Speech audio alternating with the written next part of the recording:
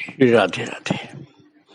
भक्तों, जब किसी महापुरुष के अंदर का सत्व गुण समाज में फैलने लगता है तो जो केवल सत्वगुण के प्रेमी होते हैं वही सहन कर पाते हैं, और लोगों को डर लगता है कि हमारे यहाँ सब पूरे पूरे सात्विक हो जाएंगे तो ऐसे काम कैसे सब चलेगा। ऐसे ही कुछ होने लगा जगत बंधु के साथ। उनके आदर्श और उपदेशों से अनुप्राणित होकर के युवकों में अभूतपूर्व परिवर्तन हुआ। तब उनके जो गार्जियंस थे उन युवकों के, उन लोगों को चिंता हुई। उन्हें ये भय लगा कि ये हमारे लड़के जो हैं ये जगत बंधु का साथ कर करके कहीं सन्यासी न हो जाएं। वो लोग चाहते हैं कि नहीं, दुनिया के मोह माया में ही रहें, वही ठीक है। इनके साथ तो सब सात्विक हो जाएंगे बिल्कुल, कहीं सन्यासी न हो जाएं लोग। ऐसे उन लोगों को, घर वालों को चिंता होने लगी। उन लोगों को लगता था कि हमारी आशाएं जो हैं सब पर पानी फिर जाएगा, ये सब ज्यादा सात्विक हो जाएंगे बच्चे तो हमारे जीवन में हमारे जैसा नहीं रह पाएंगे। संसार का स्वरूप ही ऐसा है भक्तों। तब उन्होंने मिलकर विचार किया कि इस सारे कार्य को जो कुछ हो रहा है इसको किसी तरह से हटाया जाए। और बात युवकों के कान में पड़ी। उन्होंने जगत बंधु से जाकर कहा, किंतु जगत बंधु इसे सुनकर के हिमाचल की तरह से धीर गंभीर शांत बने रहे। वो घबराए नहीं। उनके गंभीर कंठ से निकले केवल ये दो शब्द, इस देह पर अनेक अत्याचार होंगे पर कोई जान से नहीं मार सकेगा। तुम मार खा लेना पर मारना नहीं, सदा निर्भयता से विचरण करना। भक्तों, सूर्योदय से पूर्व जगत बंधु सुंदर अकेले घूमने जाया करते।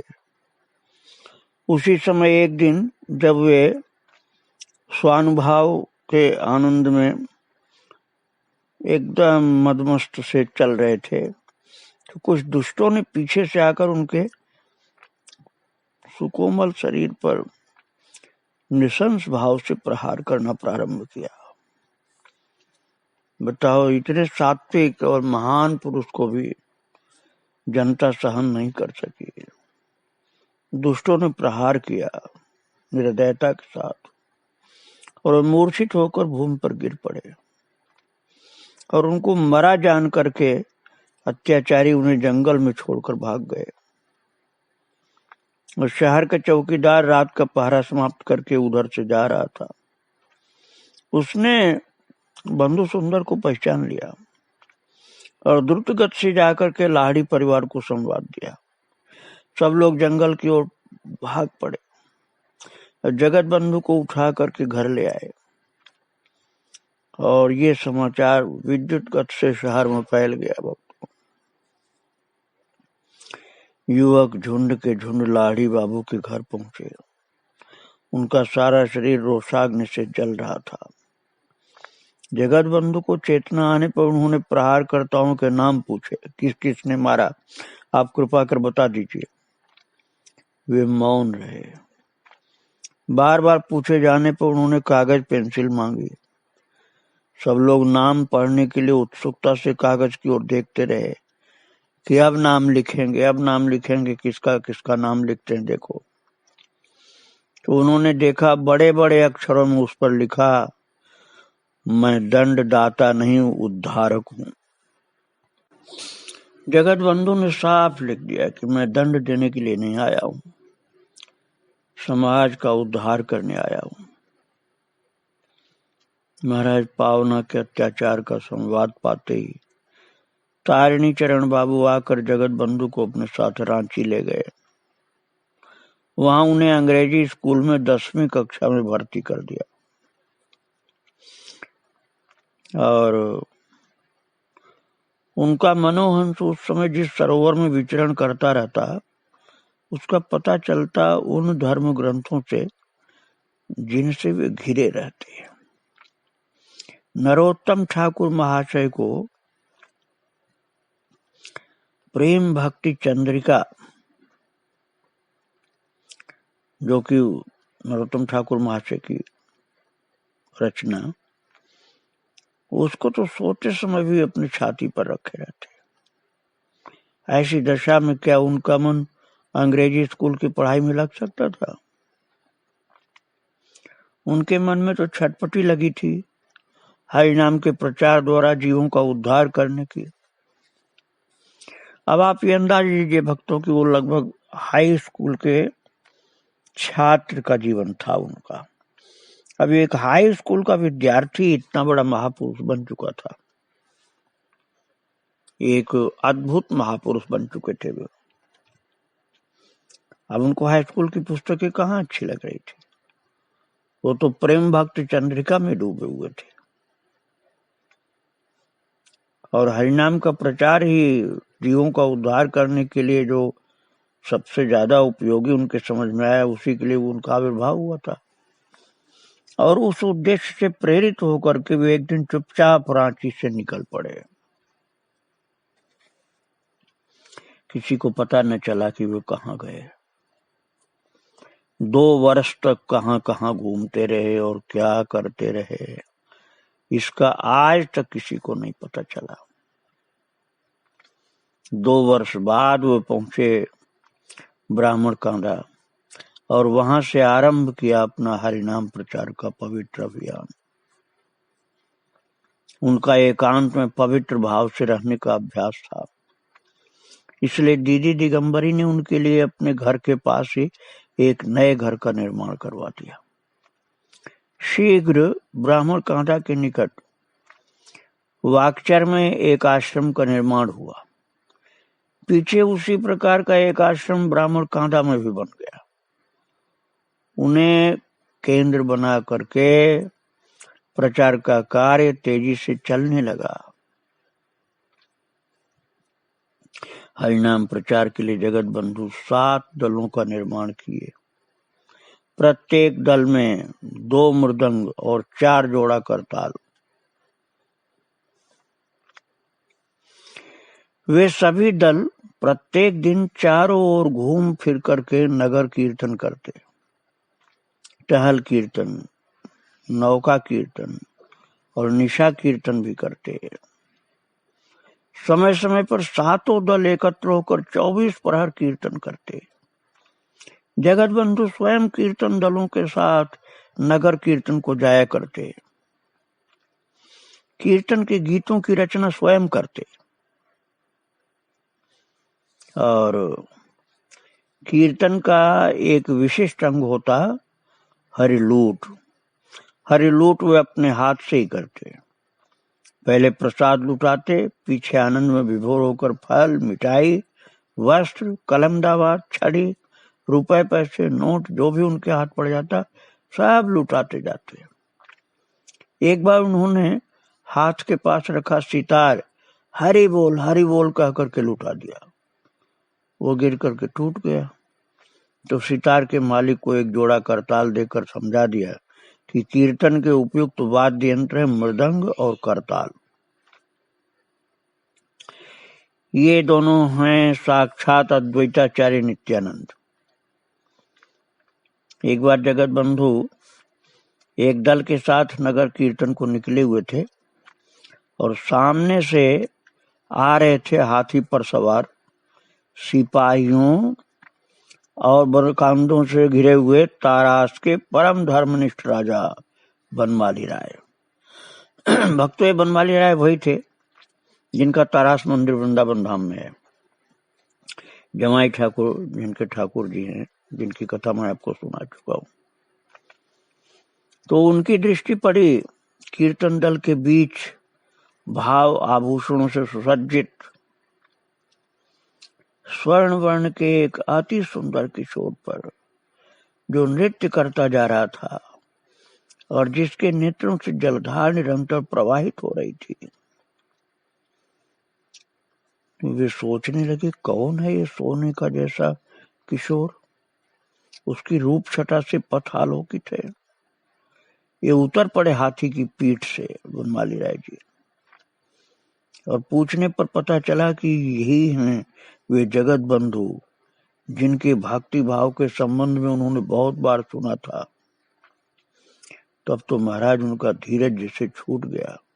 भीड़ को चीरते हुए उनके निकट गए और उनके सामने घुटने टेक कर बोले, एक बार आपको इस अधम के घर अपनी चरण धूल से पवित्र करना होगा। इस अधम के घर को एक बार अपनी चरण धूल से पावन कर दीजिए, कृपा करिए मेरे ऊपर। ऐसा बनमाली राय ने प्रार्थना किया। बड़ा भाव था उनका, इसलिए ऐसी प्रार्थना किया।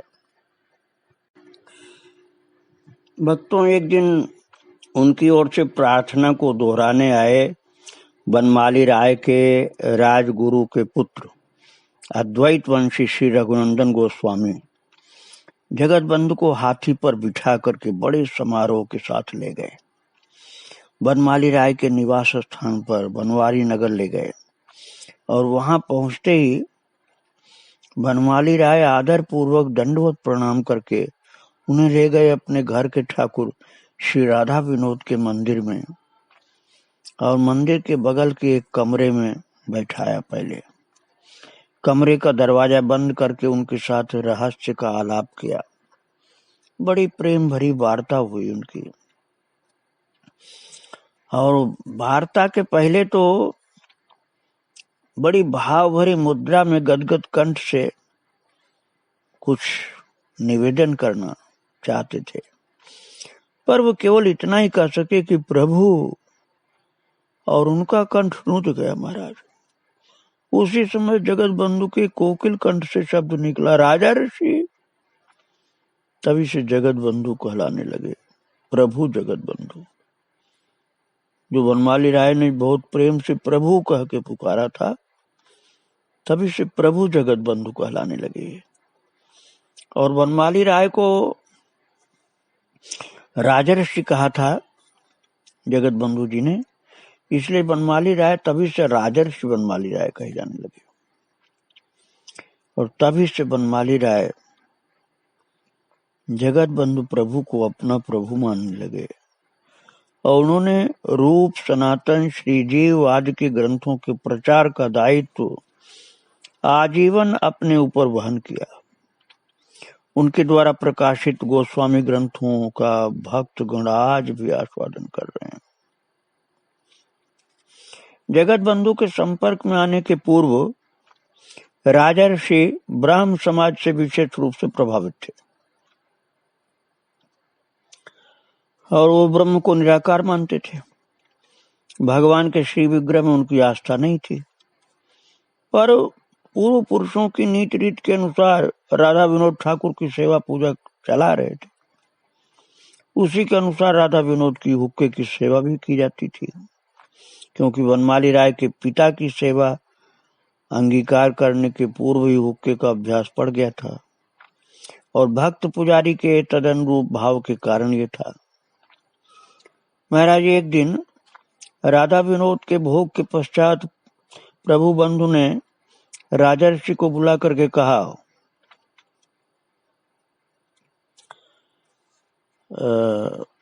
आओ विनोद की हुक्का पीने की लीला का आस्वादन करें। वे राजर्षि को अपने साथ ले जा करके श्री मंदिर के जगमोहन में बैठ गए। कुछ देर बाद बोले, देखो, कान लगाकर सुनो, विनोद हुक्का पी रहे हैं। हुक्के की गुड़ गुड़ स्पष्ट सुनाई पड़ रही, और बंधु की कृपा से राजर्षि का दिव्य कर्ण खुल गया, अर्थात सुनने की दिव्य शक्ति प्रकट हुई, और वे हुक्के की आवाज सुनकर के अवाक रह गए। उनके नेत्रों से अश्रु जल प्रवाहित होने लगा। वे भाव समाधि में डूब गए। भक्तों, ये हुक्का वाली कथा मैं आपको पहले सुना चुका हूँ। कृष्ण प्रिया नाम की एक भक्ता के चरित्र में सुनाया था मैं, और ठाकुर जी तो अब भी हैं भक्तों वृंदावन में। लेकिन अब वो भक्त लोग नहीं हैं जिनकी बात आप सुन रहे हैं। और ठाकुर जी तो अब भी वृंदावन तरास मंदिर में है। महाराज भाव समाधि में डूब गए राजर्षि बनमाली राय। इसके पश्चात बनमाली राय की श्री विग्रह में चिन्मय बुद्धि दृढ़ हो गई, और इतनी दृढ़ हो गई कि किसी के मुख से कोई ऐसा शब्द भी सुन लेते जिससे श्री विग्रह की केवल एक मूर्ति होने की ध्वनि निकलती होती तो उनके हृदय में असह्य वेदना होती। वे अब ठाकुर जी को बिल्कुल सजीव मानने लगे थे। अब मूर्ति की बात सुनना उनको असह्य हो जाता था। राजर्षि बनमाली राय राधा विनोद ठाकुर और जगत बंधु प्रभु को अभिन्न जान दोनों की उसी प्रकार सेवा करते। महाराज जगत बंधु ने कीर्तन का प्रचार आरंभ किया और समाज के सर्वाधिक पतित और दलित निम्नतम श्रेणी के लोगों से किया। फरीदपुर अंचल के बूनो और सावताल लोग बहुत दिनों से हिंदू समाज द्वारा तिरस्कृत थे। अंग्रेज पादरियों ने उन्हें ईसाई बनाना चाहा।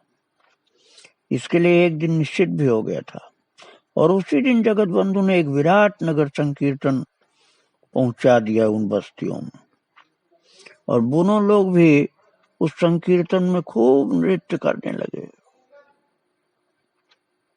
जगत बंधु ने उनके सरदार रजनी पाशा को प्रेम से आलिंगन किया। जगत बंधु के साथियों ने रजनी पाशा के साथियों को आलिंगन किया, और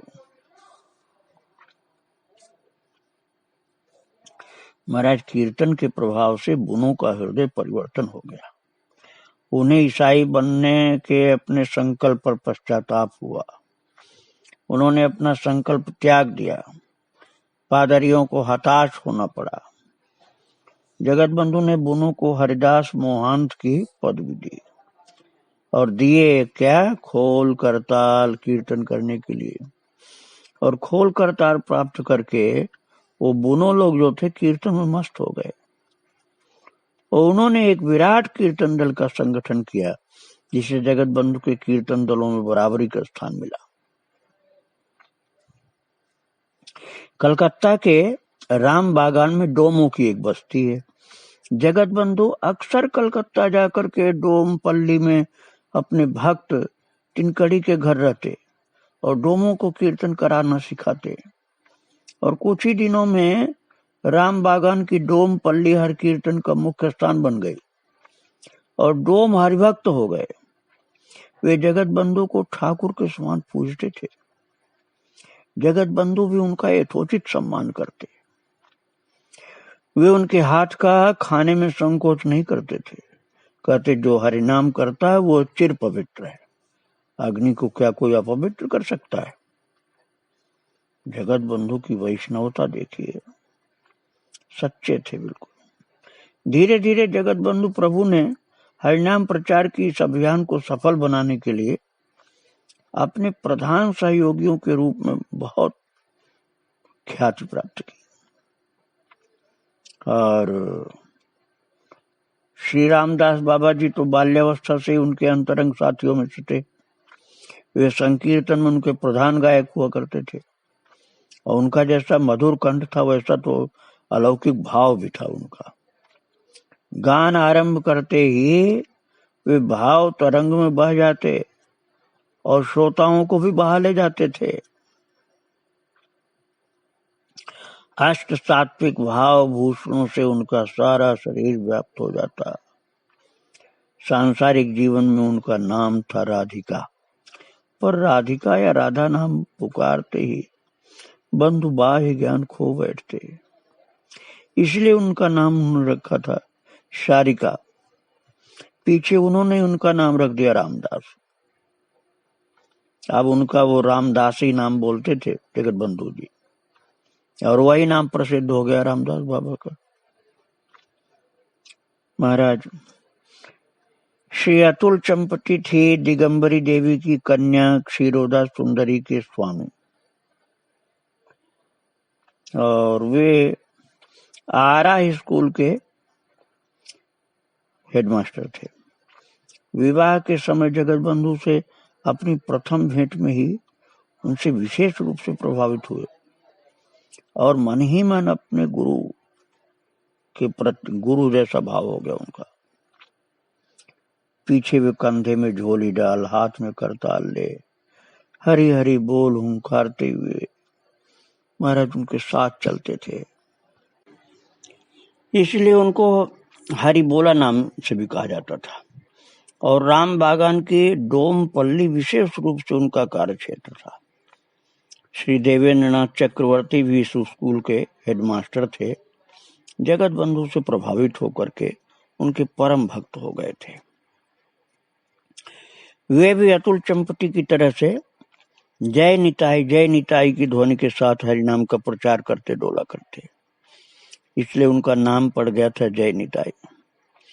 जगत बंधु के अन्य अंतरंग भक्तों में प्रधान थे महानाम संप्रदाय के प्रवर्तक महेंद्र जी, रमेश चंद्र चक्रवर्ती और बकुलाल विश्वास, महेमदास, नवद्वीप चंद्र ब्रजवासी। महाराज जगत बंधु प्रभु के शेष दिन व्यतीत हुए फरीदपुर के निकट गोयल चामटपल्ली नाम की जगह में। यहाँ एक आश्रम की प्रतिष्ठा की गई जो श्रीधाम फरीदपुर श्री अंगन के नाम से प्रसिद्ध है। और श्री अंगन में रहते हुए सन 1901 में उनमें भावोन्माद के लक्षण प्रतीत होने लगे। भावोन्माद की दशा में उन्हें उसका होश भी नहीं था कि उनके शरीर पर कपड़े हैं कि नहीं। वैसे ही महान तेज था उनके शरीर में। ध्यान से देखने वाले को एकदम बेहोशी सी आने लगती थी और एक शिशु की तरह से कभी कभी उनका भाव रहता तो कपड़े आदि का ध्यान ही नहीं रहता उनको। वे शिशु की तरह से भक्तों से खाद्य भोजन पानी मांगते, खिलौने खेलने को मांगते, बांस की बांसुरी मुंह में दे करके शिशु बच्चों की तरह से पी पी बजाते। बिल्कुल बाल भाव हो गया था उनका। और सन 1902 से 18 तक लगातार 16 साल मौन रहे। इस अवस्था में फरीदपुर अंगन की एक अंधेरी कोठरी में रहते थे। 16 साल 8 महीने मौन। अंधेरी कोठरी में रहते, भीतर से दरवाजा बंद रखते, कोठरी में दीपक भी नहीं जलाने देते, बाहर की दुनिया से कोई संपर्क नहीं रखते। आहार निद्रा देह के धर्म ये सब नाम मात्र को ही रह गए थे। मौन भंग करने के 2.5 वर्ष बाद सन 1921 में उन्होंने लीला संवरण की थी भक्तों। जगत बंधु प्रभु की महामौन लीला का वास्तविक रहस्य क्या था ये कहना कठिन है। उनके अनुगत भक्तों का कहना है कि उनकी गंभीरा लीला थी। जगत बंधु गौरांग महाप्रभु और नित्यानंद प्रभु के मिलित अवतार भक्तों के द्वारा माने जाते थे। गौरांग महाप्रभु के रूप में श्री कृष्ण ने अपने एक बड़े अभाव की पूर्ति की थी।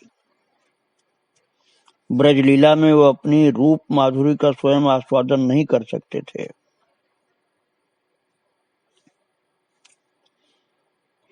क्योंकि उनकी रूप माधुरी का पूर्ण रूप से आस्वादन कर सकती थी श्री राधा रानी अपने प्रेम नेत्रों से। और नीलाचल की गंभीरा लीला में गौर रूप में वे कुछ ऐसा कर सके, क्योंकि गौर राधा कृष्ण के मिलित अवतार थे। इसी प्रकार जगत बंधु रूप में गौर ने अपने एक बड़े अभाव की पूर्ति की। गौर अपने रूप माधुरी का आस्वादन स्वयं न कर सके, उसका पूर्ण रूप से आस्वादन कर सकते थे केवल नित्यानंद जी। और नित्यानंद जगत बंधु रूप में गोपाल चामट में अपनी गंभीर लीला में इसका आस्वादन कर सके, ऐसा भक्तों का भाव है। तो गौरांग महाप्रभु और नित्यानंद प्रभु के मिलित अवतार जगत बंधु को माना जाता था भक्तों। और सभी भक्तों का ऐसा मत था कि जगत बंधु सुंदर जी सम्मिलित अवतार थे निताई और निमाई के। बड़ी अद्भुत लीला थी इनकी। उनके भक्तों का कहना है कि चैतन्य भागवत में महाप्रभु ने कहा था कि उनका अवतार फिर होगा, और वही जगत बंधु जी थे। और इसीलिए महाप्रभु जैसी कांति थी उनकी, और उसी तरह से जीवों के उद्धार करने की भावनाएं थी, और उसी प्रकार की तृणादप सुनीच भाव भी उनके जीवन में था। इसलिए नव गौरांग के रूप में माने जाते थे वो, और अपने को छिपाने की कोशिश करते थे, लेकिन फिर भी गौरांग के रूप में ही प्रकट हो जाते थे। एक बार जगत बंधु गंगा स्नान के लिए किसी विशेष योग के उपलक्ष्य में नवद्वीप गए थे। उस समय वहां असंख्य यात्रियों की भीड़ थी। तो यात्रियों में सूचना फैल गई कि चैतन्य महाप्रभु के अवतार नव गौरांग नवद्वीप में आए हैं, और वे जब गंगा स्नान को निकलेंगे तो उनके दर्शन करके सब लोग धन्य हो जाएंगे। महाराज जगत बंधु को इसका पता चला तो वे रात में ही नवद्वीप से चल दिए, क्योंकि उन्होंने सोचा कि यदि ऐसा होगा तो जनता भीड़ में दब सकती है, क्योंकि लोग समझेंगे कि ये तो नया अवतार चैतन्य महाप्रभु का हुआ है, सब लोग दर्शन करें। एक बार ऐसी स्थिति आ गई फरीदपुर जाने के रास्ते में एक बाजार में। जगत बंधु ने जाना कि बाजार में एकत्र भीड़ उन पर टूट पड़ेगी, उन्हें भगवान जानकर उनके दर्शन करने के लिए।